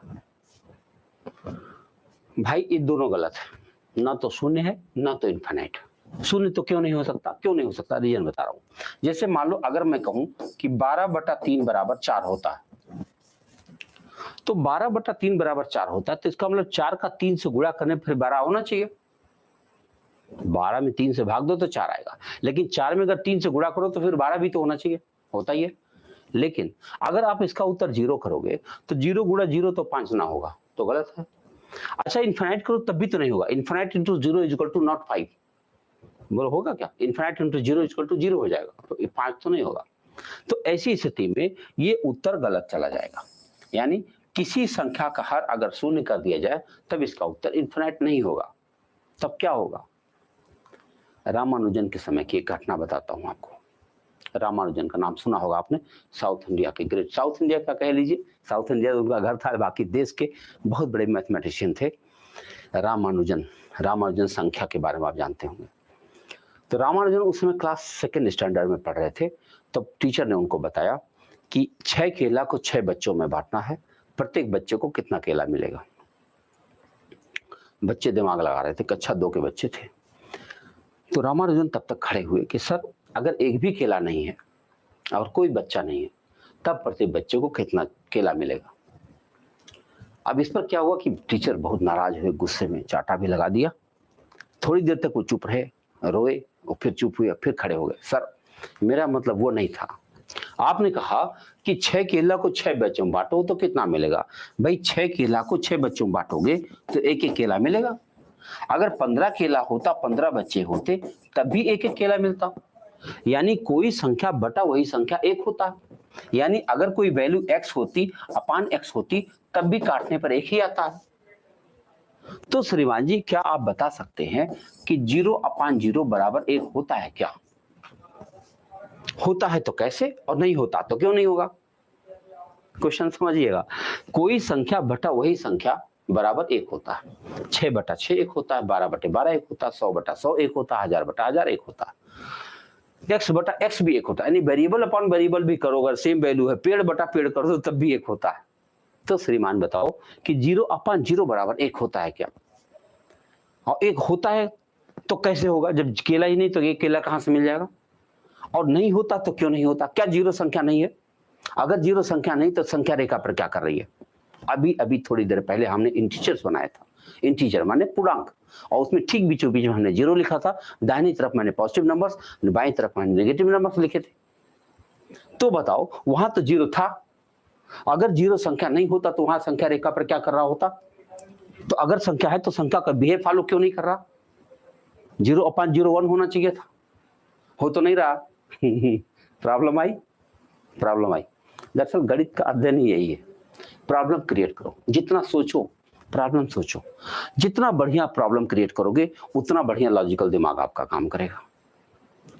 तो यह तय हो गया, सर्वसम्मति से तय हो गया कि जीरो को हम, अगर अपान जीरो हो गया तब इसका उत्तर हो जाता अपरिभाषित। अगर कोई संख्या ले लो, मान लो वही 5 है और हम बटा जीरो कर दें तो इसका सही उत्तर होता है अपरिभाषित, नॉट डिफाइन। अभी तक पूरी दुनिया में किसी व्यक्ति ने इसको डिफाइन नहीं किया है, इसीलिए अब तक इसको अपरिभाषित कहा जाता है। इसीलिए इन्होंने साफ साफ मना कर दिया कि आपको ऐसी कोई संख्या ढूंढनी है जिसको P अपान Q में लिखा जा सके। ध्यान रहे Q की जगह पे शून्य नहीं होना चाहिए, क्योंकि अगर Q की जगह शून्य हो गया तब वो संख्या अपरिभाषित हो जाएगी। ठीक है, तो अब हम फिर से अपनी परिमेय संख्या में चलते हैं और परिमेय संख्या ये कह रहा है कि ऐसी संख्या मुझे ढूंढनी है जिसे P अपान Q में रखा जाए और जिसका हर जो होना चाहिए वो शून्य नहीं होना चाहिए, क्योंकि हर अगर शून्य हो गया तो वो अपरिभाषित हो जाएगा। तो अपरिमेय संख्या के अंदर, परिमेय संख्या के अंदर हम क्या क्या रख सकते हैं? 3 प्रकार की संख्या रख सकते हैं। ध्यान रखिएगा, परिमेय संख्याओं में हम 3 प्रकार की संख्याओं को परिमेय संख्या के रूप में जानते हैं। कौन कौन है? सभी पूर्णांक संख्याएं, सभी पूर्णांक संख्याएं परिमेय होती है। सभी पूर्णांक संख्याएं परिमेय होती। अब बताओ, अगर सभी पूर्णांक संख्याएं परिमेय होंगी होती है, कौन कौन पूर्णांक? आप पूरी संख्या रेखा देख लो, आप ये माइनस इनफाइनाइट से लेकर प्लस इनफाइनाइट तक सारी की सारी संख्याएं परिमेय होती है। जांच करेंगे, ठीक है। चलो 8 बताओ परिमेय है? हाँ है, 8 अपान 1 देखो परिमेय है। P अपान Q में हमने लिख दिया और Q की जगह शून्य नहीं लिखा है, ये तो मन हो गया, है ना। तो कोई भी पूर्णांक संख्या होगी वो परिमेय ही होगी। नंबर 2, सभी भिन्न संख्याएं, भिन्न कौन है? फ्रैक्शंस। सभी भिन्न संख्याएं परिमेय होती, सभी भिन्न संख्या, जितने भिन्न आपने अपने जीवन में देखा होगा, 1/2, 3/4, 5/8, 22/7, जितनी सारी भिन्न संख्या आपने अब तक देखा होगा वो सब की सब परिमेय संख्या के अंतर्गत आता है। क्यों? क्योंकि ऑलरेडी P अपान Q के रूप में, यही तो हम चाह रहे थे। हमें तो संख्या P अपान Q के रूप में चाहिए थी और P अपान Q के रूप में है तो फिर परिमेय है। क्या सोचना इसमें, है ना। अब तीसरी कौन है? तीसरी प्रकार की जो संख्या है उसको हम कहते हैं शांत तथा अशांत आवर्ती दशमलव संख्याएं परिमेय होती। शांत तथा अशांत आवर्ती दशमलव संख्याएं परिमेय होती। अब ये समझना पड़ेगा ये शांत अशांत क्या हो रहा है कि नहीं, ये भी कोई संख्या है। यही बात है, टर्म की बात मैं कर रहा था। इन्हीं टर्म को समझना जरूरी है कि शांत अशांत आवर्ती दशमलव क्या होता है। आप में से बहुत लोग जानते हैं, लेकिन एक बार फिर से समझ लीजिए। होगा क्या कि जब एक बार चीजें दोहरा जाएंगी, क्योंकि अब आप सीधे एग्जाम में जाएंगे, तो सारी चीजें एकदम वेल डिफाइन होनी चाहिए। देखो, अगर हम दशमलव में जाएंगे, दशमलव, हालांकि दशमलव को हम एक अलग टॉपिक में अच्छे से पढ़ाएंगे, तो यहाँ सिर्फ आपको ये बता रहे हैं कि दशमलव का कैटेगराइजेशन कैसे होता है। दशमलव दरअसल 2 प्रकार का होता है। एक को हम कहते हैं शांत दशमलव। अब शांत क्या होता है?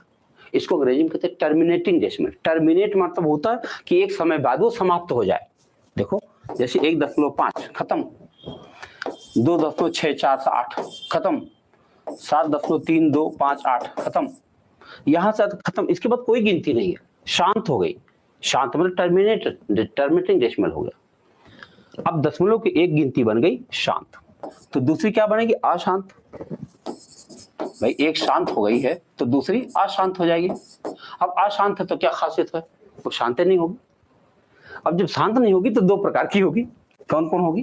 देखो, एक का नाम पड़ेगा आवर्ती और दूसरे का नाम पड़ेगा अनावर्ती। Repeated, non repeated. अब रिपीटेड डेसिमल क्या? कोई गिनती है जो बार बार आएगी, बार बार आएगी, रिपीटेड डेसिमल। देखो जैसे आएगी 6 6 6 6 6 6 6 6 dot dot dot dot dot infinite, 2 4 2 4 2 4 2 4 dot dot dot dot infinite, 1 2 3 1 2 3 1 2 3 dot dot dot dot infinite. ये सारी की सारी आवर्ती दशमलव कहलाती है। आवर्ती मानी खत्म होगी ही नहीं, अशांत है ना, नॉन टर्मिनेटिंग डेसिमल है, तो खत्म क्यों होगी? नहीं खत्म होगी, अनंत तक जाएगी। और अनावर्ती क्या है? खत्म भी नहीं होगी और रिपीट भी नहीं होगी। वाह, खत्म भी नहीं होगी और रिपीट भी नहीं होगी। मैं एक गिनती लिखता हूं, देखो 3 4 1 2 5 8 7 3 6 8 2 7 5 1 3 6 7 2 9 5 6 4, कुछ भी नहीं पता है कि आगे रिपीट होगा कि नहीं। आपने देखा दशमलव संख्या दो प्रकार की होती है, एक शांत होगी एक अशांत होगी। शांत होगी तो वो कट जाएगी, देखो एक संख्या खत्म, ये खत्म, ये खत्म, आगे कुछ नहीं, खत्म।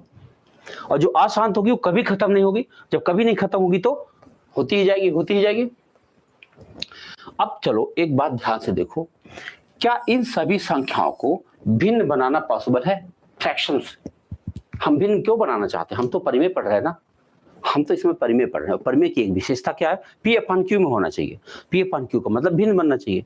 क्या हम इस 1/1.5 को भिन्न बना पाएंगे? 1.5 को हम भिन्न बना पाएंगे? जी हाँ, अपान 10 कर देंगे, दशमलव गायब, छोटा कर देंगे, 5 3 15, 5 2 10, 3/2। जी हाँ, परिमेय तो बन गया, P/Q तो हो गया, यही तो हम चाह रहे थे। क्या आप इस संख्या को भी भिन्न बना पाएंगे? जी हाँ, अपान 1000 कर देंगे, दशमलव गायब, दशमलव गायब, कटे तो कटे, ना कटे ना कटे, हमसे मतलब नहीं, हमारा मतलब था P/Q में चेंज हो चुका है। तो इन सभी संख्याओं को हम फ्रैक्शन बना ले जा रहे हैं, इसका मतलब ये परिमेय है। अब जरा इधर देखो, क्या इन संख्याओं को भी आप भिन्न बना पाएंगे? जांच करो, ये 0.666 जो है, क्या इसे हम भिन्न बना पाएंगे? आओ देखते हैं। हाँ जी, बन तो गया, 2/3 है, भाग देके चेक कर लो, 2 में 3 से भाग दे दो, देखो जिंदगी भर 6 6 6 आता रहेगा, एग्जैक्टली भिन्न बन चुका है। 2 4 2 4 2 4, जी हाँ बन जाएगा। इसको भी भिन्न बनाता हूं, 8/33 बन तो गया। कैसे बना ये मैं बाद में बताऊंगा, है ये डेसिमल चैप्टर में बताऊंगा। अभी पहले ये देख लो बन रही है, आप चेक कर लो, 8 में 33 से भाग देकर देख लो, बार बार 2 4 2 4 2 4 पूरी लाइफ आता रहेगा, कभी खत्म नहीं होगा। 1 2 3 1 2 3 देखे भाई, हाँ जी ये भी तो बन रहा है, देखो ये बन रहा है 41/333, क्या बन रहा है? 41/33, 333। तो यह भी हम आराम से भिन्न बना लेंगे। तो बताओ, जब इतनी बात हम जान गए तो हम ये बहुत आराम से कह सकते हैं ना कि इन शांत दशमलवों को भी हम भिन्न बना ले रहे हैं और अशांत में आवर्ती दशमलवों को भी भिन्न बना ले रहे हैं, इसलिए ये दोनों परिमेय संख्या में आ जाएगी और ये जिसको हम नहीं बना पा रहे हैं वो अपरिमेय में चली जाएगी। क्लियर हो रहा? तो परिमेय संख्या में आपने क्या देखा कि परिमेय संख्या में हम लोग ये देख सकते हैं, परिमेय संख्या में हम लोग ये देख सकते हैं कि ऐसी संख्या जिसको हम भिन्न बना पाते हैं वो परिमेय हो जाएगी, जिसको हम भिन्न नहीं बना पाते वो परिमेय नहीं बन पाएगी। ठीक है, अब परिमेय देख लिया, अपरिमेय तय है, होना ही है। अभी तक तो हम लोग यही देख रहे थे, अगर सम देखेंगे तो विषम पक्का है, अगर भाज्य देखेंगे तो अभाज्य पक्का है। तो परिमेय देख चुके हैं तो अपरिमेय भी तो होगा ही होगा। आओ देखा जाए अपरिमेय क्या होता है। अपरिमेय पे चलो, इसको इरेशनल कहते हैं, इरेशनल नंबर। ये क्या होता है? इसको P/Q में लिखा ही नहीं जा सकता, कुछ भी कर लो नहीं लिख पाओगे। यानी ऐसी संख्या जिसे P/Q के रूप में न लिखा जा सके, ऐसी संख्या जिसे P/Q के रूप में न लिखा जा सके उसको हम अपरिमेय संख्या कहते हैं।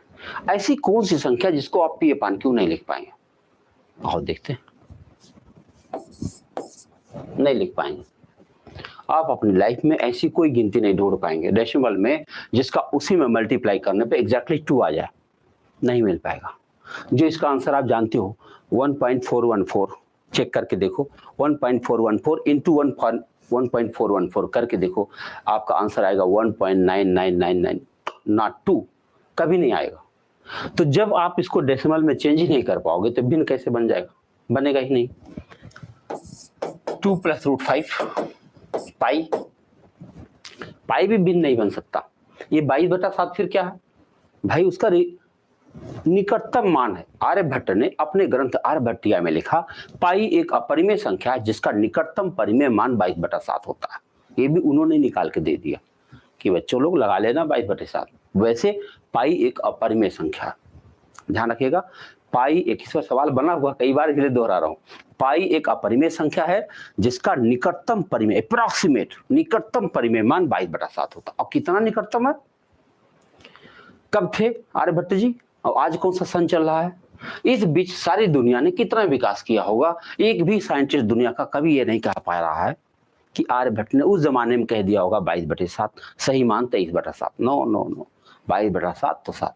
इतना नियरेस्ट है, इतना अप्रॉक्सीमेट है, इतना क्लोज है पाई के कि उसको बदला नहीं जा सका। तो पाई का जो 22/7 है वो परिमेय मान है, निकटतम परिमाण, और पाई खुद एक अपरिमेय संख्या है। कुछ लोगों ने ऐसा कहा कि ऐसी रेखा जिसको हम संख्या रेखा व्यक्त न कर पाए, लेकिन यह बात सच नहीं थी। संख्या रेखा तो व्यक्त किया जा सकता है, रूट की वैल्यूज को संख्या रेखा पर व्यक्त कर सकते हैं। बस एक पॉइंट बताऊं आपको, सपोज करिए एक कोई संख्या रेखा है, ये 0 है, ये 1 है, ये 2 है, ये 3 है। हमको √2 को व्यक्त करना है। √2 संख्या रेखा पर कहां है? तो भाई √2 की वैल्यू होती है 1.414। 414 का मतलब हुआ 1.4 का मतलब 1.5 से थोड़ा सा पहले।